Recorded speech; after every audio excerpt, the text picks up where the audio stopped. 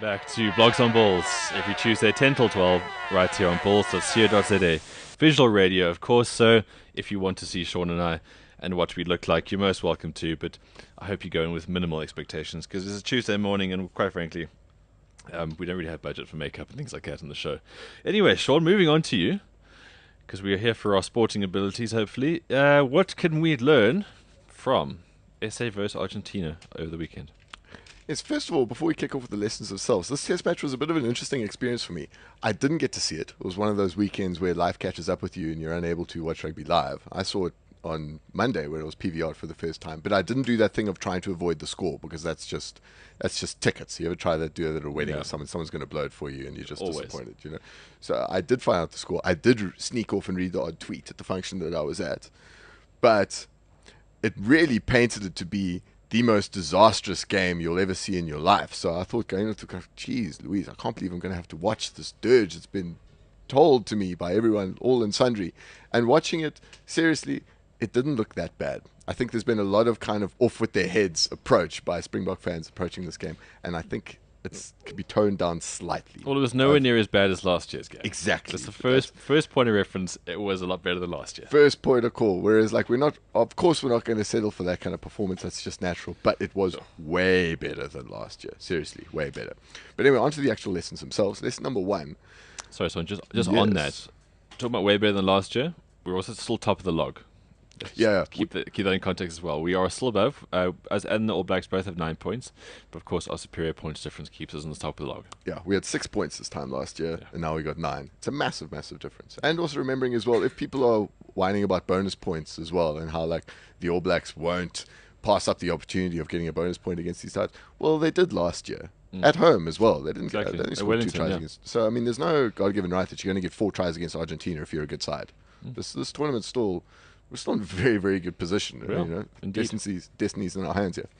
Lesson number one. So Argentina's away form is totally irrelevant when they play at home. I mean, we always knew it would be a harder prospect playing in Mendoza, but like the switch from Joburg to Argentina was just no ways that you could look at the form book and come up with that kind of result. You know, from losing by 60 points to 5 points. It's a 55-point swing. Not even the French can pull that off, in my opinion. Yeah. That's just crazy, you know. And always we'll use excuses like oh, but they have a Latin temperament. These things happen, you know, which I always think is a euphemism for sometimes they're just not professional. I think you can only use that when you're sort of referring to Shakira and broken hotel rooms. Oh. Latin temperaments have no place in rugby. They're just not that good. So they fluctuate. Yeah, but like the key points where they were much better. I mean, they were flying into rucks. They were making meters with like good strong running offload combinations.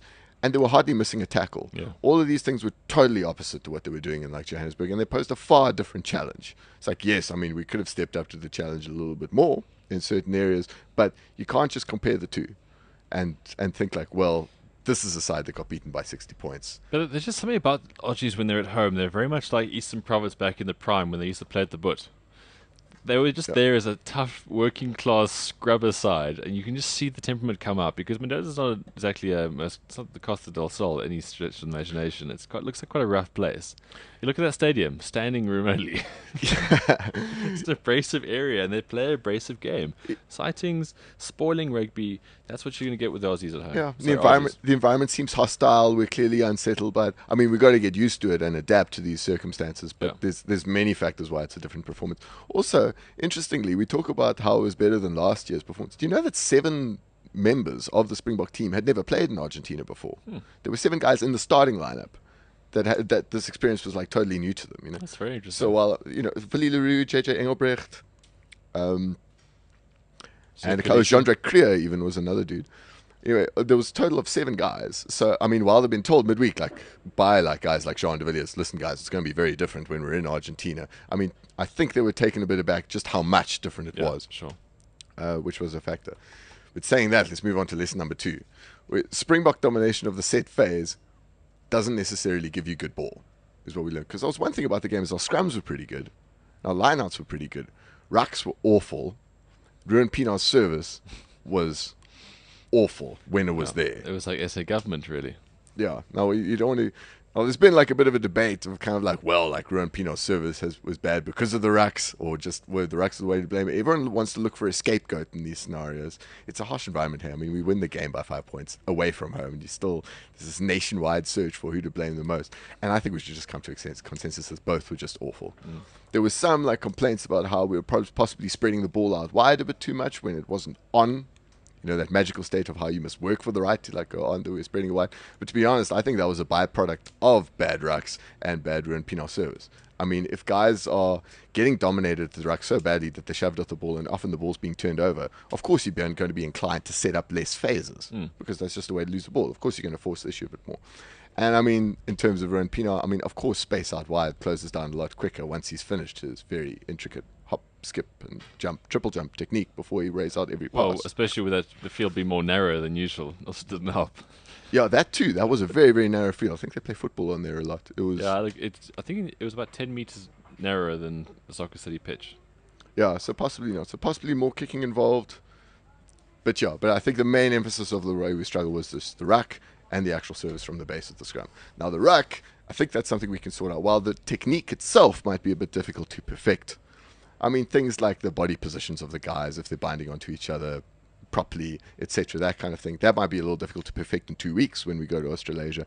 But the intensity and the wake-up call of the need to get stuck in, that'll surely work as you know, to boost our performances in the near future. As for Ruan Pienaar, I think we're all going to have to come to terms with the fact that he's going to be getting the maximum game time in this Australasian series. Anyway. It was just sad to see because Vermaak's on the bench. Maybe because Vermaak's obviously French-based. Maybe. Well, that doesn't make any sense anymore. Everyone's French-based. Maybe an experience thing, one test match under his belt, all that. But I'm just thinking, look, if you're unloading the bench to try to save the scenario of this match, well, I mean, they unload the bench anyway, but these guys are trying to rescue it. But the guy that you trust not to replace is Ruan Pienaar. You know the guy's going to play in New Zealand and Australia, so we're just going to have to deal with it. I do think Ruan Pienaar has good scrum-off skills. He's just been in... There's just some dodgy shortcomings that have appeared in his play recently, and he needs to just step it up. We just need quick service. That's all we need. Next lesson, Sean. Lesson number 3. The JJ Engelbrecht Bjorn Basson defensive channel doesn't seem to be improving. And this is an area that looks a little worrying. Have you noticed with that in the Bledisloe Cup games of the past 2 weeks, how with James O'Connor's defense move to wing, his recent move to wing, he's played there before, but not for a while, that's looked like the weakest link of the Australian defense. Yeah. And how New Zealand are constantly shifting the ball to that side to the extent that Ben Smith has gotten 5 tries in 2 games. Well, prior to this, when he did play wing, he played right wing. I know that's kind of similar, but maybe, you know, if you left eye dominant, most people are. Maybe left wing's a tough thing to get. I'm not sure you should get that Cheryl Calder on me about this one. But there's certainly merit in the idea that you're disorientated with in terms of reading your channel and that kind of stuff. You know, a lot of James O'Connor's problems have not been necessarily tackles missed and being bulldozed. It's just moving in too early or moving out too early. That kind of thing. So game of inches at this level, Sean. And that kind of thing, I'm sorry, I see it in both JJ Engelbrecht and Bjorn Basson. And while I know a lot of people are young in their test careers, and defense is an aspect that usually improves in players. Take a guy like Brayton Paulson, who had problems reading his channel and tackling when he started. Ended up being he was solid, a solid guy. Really solid. I mean, you keep up with the pace, you get used to the pace better, should I say, and your defense improves. You read things, but this looks like an area that these guys can exploit to me. I mean, I don't think either guy. I mean, both guys have problems reading their channel. It's not so much with the tackling itself, that they're getting bulldozed. They seem to be like for the second Argentinian try, I know like the tackle was missed by Yanni Duplessis, but it was almost like JJ Engelbrecht threw him this dummy. He does this thing where he's not sure when to shoot up in defense, and when he does shoot up, who to tackle, who's in front of him, and then he gets in this kind of confused paralysis for a second, which gives him space and time to move. Kind of like, he looked like a guy that's been playing musical chairs and isn't quite sure if the music has stopped or not. Well, that's a very good analogy. Yeah, spot on. And I see some of the things in Bjorn Basson, and we've talked about Bjorn Basson's selection, how his selection is always defended by saying, well, he's so strong under the high ball. And I'm going, well, unless we can harness this kind of high ball strength at test level, there's only so much mileage this argument can have. I would ignore the try that he scored in terms of a pro argument. No, completely. That was just catching a ball and running straight. Yeah, I mean, look, turnover ball in the opposition 22, when they're trying to launch a card, you're not going to get better balls than that. I'm not expecting too much of a Springbok wing by scoring a try in that scenario every time. I don't think. I don't think it's too fussy. We could have scored that, let's be honest. Yeah, so watch out for that against New Zealand and Australia as well, because, well, that Israel Folau chappie can run a bit. But saying that, we chatted about the back three last time round. Towards the latter stage of the game, how they finished was Lambie at 15, Villiers at 14. Yeah, exactly. So are we going to think about maybe starting it there? There might be an idea from... I'm all behind that. I'm all for it, so we'll see how it goes. Or, I mean, at least, of course, we're thinking... So Heineke is obviously thinking about, at the very least, finishing games like this. Yeah. So we'll see if they can get in the mix. I'm for it too, but as we said earlier, if we're going to go for the Lambie at fullback thing, I think we must go full hog to make sure that he can be in a position to be one of the best fullbacks in the world in 2 years' time, come the World Cup. Sure. Anyway, point number 4. Kicking for the corner as a time-wasting mechanism from a penalty is getting more and more fashionable, and it's reached Springbok level these days. I think when we saw it with Dewald Potgieter, we thought that maybe it would just be like confined to this game. Yeah, talk about a visionary. Yeah, and you're seeing this debate happen a bit more in the Currie Cup. But now, when you've got like a 3-point lead or less with like, let's say 5 minutes to go, or not many minutes to go, it's become a little interesting debate that some people are doing, you know. Cunt Lane 2 has become the new Parlour 2 in this scenario, you know.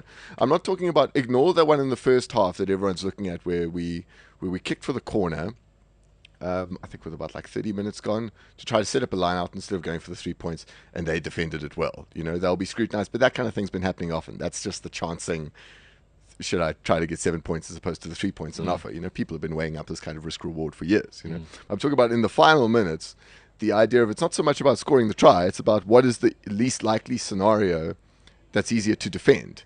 Is it easier not to concede 3 points when I have a line out in my opposition 22? Or is it easier not to concede 5 points when I'm receiving a kickoff? Yeah. It's an interesting debate. I'm a little more complicated where I stand on the issue myself. But anyway, be prepared to sort out what your viewpoint of that debate is, because it's going to come up a lot. I think it is. And just for international listeners, that word that Sean used starts with a K and not a C. Sean, it's a good point, but I just think it comes back to the fact that the game gets more and more technical and you look to boss situations rather than just play the game. And you're right, it is going to become something far more evident in how teams close games out. Yeah, I think to go on we talked about it when it happened to the Potgieter issue, because we had a bit of sympathy with Potgieter. I think my viewpoint is, in a nutshell, is that while I'd probably kick for posts in that scenario and sort it out, I think the most important thing is with most kick for touch or kick for poles decisions is what is the team buying into and what are they most comfortable in it. So it's the consistency thing, exactly going back to the Potgieter thing. If he had stuck to his guns, the Bulls could have been in the final that day. Yeah. But And the main problem was a lot of the players were clearly not on the same page, and the coaching staff, you know. So work whatever with you're comfortable with for a start, and then we'll make the decision from there. Point number 5. Steve Walsh needs to brush up on his TMO improv act, in my opinion. He's been doing it a lot. Remember all those times in Super Rugby when he chose to ignore the TMO and just look at the big screen himself and make the decision anyway? Yeah. Well, Saturday showed that karma isn't without a sense of irony yet again. Because here we were, he's got the Springbok captain talking about eye gouging, biting. John de Villiers gave a very good legal debate, I thought, in terms of rugby justice, how we don't want the kind of justice after the game, we want it during the game. I mean, which is great. It's seldom you see such foresight from a captain in the heat of the moment. And he was clearly furious as well, as you would be. I thought he handled that exceptionally well. In fact, he made Steve Walsh even try. But then Steve Walsh to be out of communication with the TMO at that point, and then to just say, no, sorry, I can't get hold of him, so we're going to have to move on and ignore the incident. It's nonsense. It was very much like Ash's hotspot technology refresh thing. It was terrible. How can you have that? How can you be an IOB sanctioned international match if you haven't got those things in place? Also, look, a backup communication technique if it doesn't work. I mean, come on, it's a serious allegation we're dealing with here. I don't care how long it takes. Get a phone out. Phone the guy if you need be, you know. It's biting, it's gouging we'll talk about here. You know, as an audience, we'll wait. We'll hold. We'll see what happens, you know. Hell, I'm sure like Heineke, when we're dealing with who bit and who gouged a Springbok and just wanting to check it out, I'm sure Heineke will lend you his walkie-talkie just for the moment. Bring that up to the TMO. Whoever's on the receiving end will certainly be willing to let it go. It means he doesn't have to listen to him jabbering on for 5 minutes or so. Or just even Steve Walsh. I think Steve Walsh could have even gone for, because he has a tendency to just look at the big screen anyway and make a decision for himself. Why didn't he just say, like, on air, like, whoever is listening, director, can you please just put up on the big screen that rack again and let me have a look at it, you know? I just thought it was a soft option by by Steve Walsh. I thought it was an opportunity for a guy that looks for the headlines for pitch justice. And I thought, actually, in other aspects of play, I thought Steve Walsh had a pretty good game, actually, as a referee. I thought it was a hard game to referee. I thought he was punishing Argentina. But I thought with these kind of highlight incidents, I think he could have brushed up more. You don't want controversies like that, man. I mean, the system's in place, and just because we can't get the communication line to the TMO as you wanted it to, doesn't mean it does have to end there. Well, especially when there's something as serious as that. Absolutely. I mean, we're not talking about a forward pass that could have led to a try. This is an actual proper foul play. Human disaster on the field there. Sean, that's it. That is it. That is the 5. 5 lessons, huh? That is the 5. On simplysean.co.za at the moment. Anything else we should know about? No, it's all rugby related at the moment. Rugby related. I write these segments. I rant about a player every week. Yeah. Simple formula gets the job done. Cool.